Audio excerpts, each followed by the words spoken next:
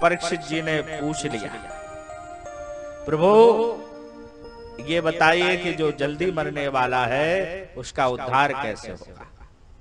सुखदेव मुनि ने कहा, महाराज परीक्षित बैठते देर नहीं हुई और तुमने प्रश्नों की झड़ी लगा दी।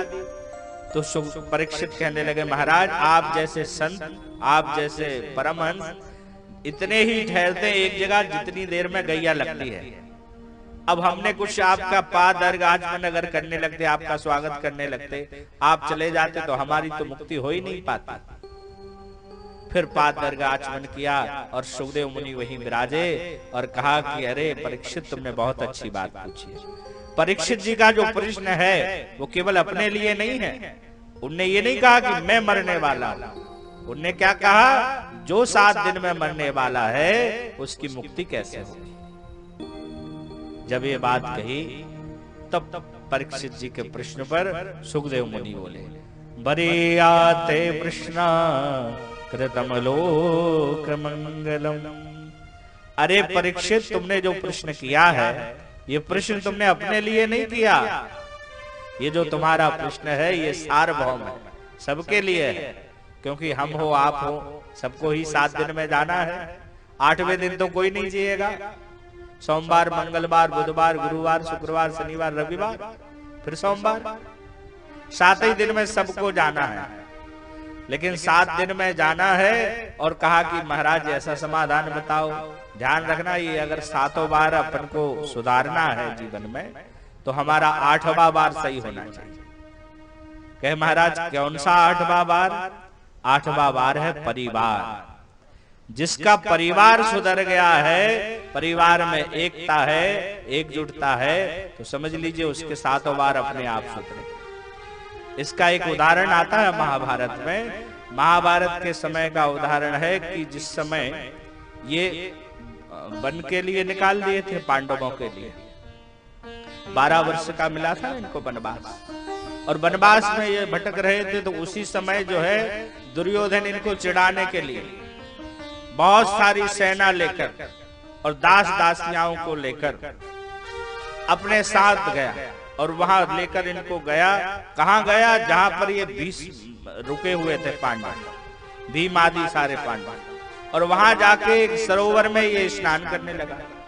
अब इसने सरोवर में जैसे ही स्नान किया और वो अपना बता रहा था कि हमारे ठाठ देखो, आप तो भटक रहे हो जंगल जंगल, लेकिन हमारे ठाठ देखो, दास दासियां लगी हैं, कोई स्नान करा रही हैं, कोई कुछ करा रही हैं। इस प्रकार से अपना वैभव जब दिखाए तो पांडव सोचने लगे कि अरे भैया ये लड़ाई वहां तो चल ही रही थी, तू वहां हमने घर छोड़ा इसीलिए छोड़ा कि कम से कम भैया तू आनंद रहे, लेकिन तू यहाँ आके भी लड़ रहा है।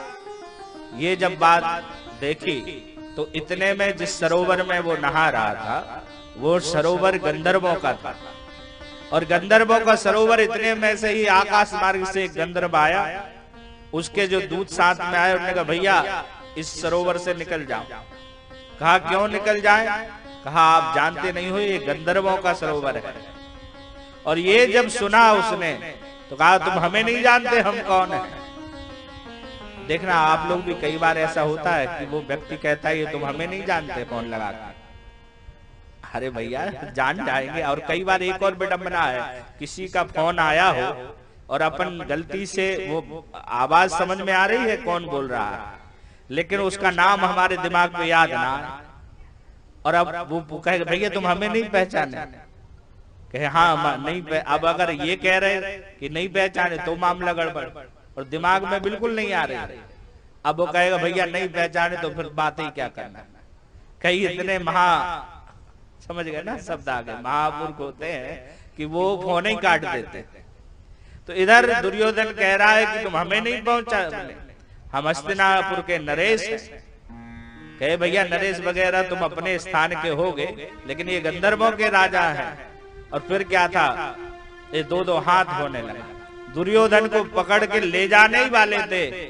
अब इसने समझ गया कि इस समय अगर हमें कोई बचा सकते हैं तो पांडव बचा सकते हैं, और अपने भैया की ओर देखने लगा, कहने लगा अरे युधिष्ठिर भैया हमें बचाओ। अब इधर तो इनने कहा कि बचाओ, और भीम और अर्जुन कहने लगा अच्छा ही हुआ हमें चढ़ा रहा था ये, और आके अपने आनंद बता रहा था और हमें जला रहा था। लेकिन युधिष्ठिर ने जब आदेश दिया कि भीम अर्जुन जाओ दुर्योधन को बचाओ, तो यहां देखो जब तक कोई बात चलती थी तब तक तो बीच में कोई भी बात कर ले, लेकिन युधिष्ठिर ने अगर निर्देश दे दिया, आदेश दे दिया, अंतिम निर्णय युधिष्ठिर का ही होता था। और युधिष्ठिर ने कह दिया कि भीम अर्जुन तुम जाओ और दुर्योधन को बचाओ, तो वो गए और जाके दुर्योधन को बचाए। और यहाँ युधिष्ठिर ने एक और बात कही, हम घर में कितनी ही लड़ाई हो जाए, हम काका बाबा के ही तो हैं, परिवार के ही तो हैं, हम वो 100 हैं और हम 5 हैं, वो 100 और हम 5, सब भले भिन्न भिन्न हैं, लेकिन कोई शत्रु आ जाए, कोई विदेशी आक्रमण करे, कोई दुष्ट और दल का आक्रमण करे, तो 100 और 5 हम, टोटल मिला के 105 सारे हम मिलके एक हैं। तो भैया कितना ही ध्यान रखना, कोई किसी के साथ नहीं देगा, साथ आपका खून ही देगा, आपका परिवार ही देगा। तो कहने का भाव ये है कि 7 बार अगर सुधारना है तो उसके लिए 8वां बार हमें सुधारना पड़ेगा, और 8वां बार है परिवार। और जिस कई बार एक और विडंबना है, जिस परिवार में थोड़े से अच्छे से रहने लगे, प्रेम बड़ा हो, तो दूसरों को ईर्ष्या होने लगती कि हमारी तो हमारे भैया से बिल्कुल नहीं पटती और इनकी बड़ी चकाचक सबकी पट रही है। अरे भैया उनकी पट रही है, पटने दो, तुम क्यों ईर्ष्या कर रहे हो? तो किसी से द्वेष नहीं, और इधर द्वेष कपट नहीं, आनंद में रहो। इधर परीक्षित जी महाराज ने पूछ लिया है, और तब सुखदेव मुनि ने कहा, बरी आता प्रश्ना कृतम लोक मंगलम।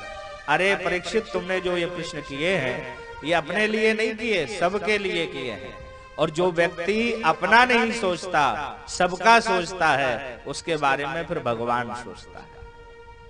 आप अपना सोचो तो तुम कितना कर पाओगे, लेकिन जब आप दूसरों का सोचोगे, क्योंकि तुम तो दूसरे के में लगे हो और तुम्हारे लिए भगवान खड़ा है, आपके बारे में भगवान सोचेगा। तो जीवन में इतना आप बनाएं कि अपना ना सोचें, कभी भी अपना नहीं कि मेरा हो जाए बस, ऐसा नहीं, दूसरे का होवे, उसके बाद हमारी व्यवस्था हो। ऐसा जिस दिन से आप करने लगे, जीवन में आप संकल्प ऐसा बना लेंगे कि भैया दूसरे का कल्याण हो, तो समझ लीजिए कि आपका जीवन बदल जाएगा। और जीवन जब बदलेगा तब एकदम आनंद ही आनंद हो जाएगा।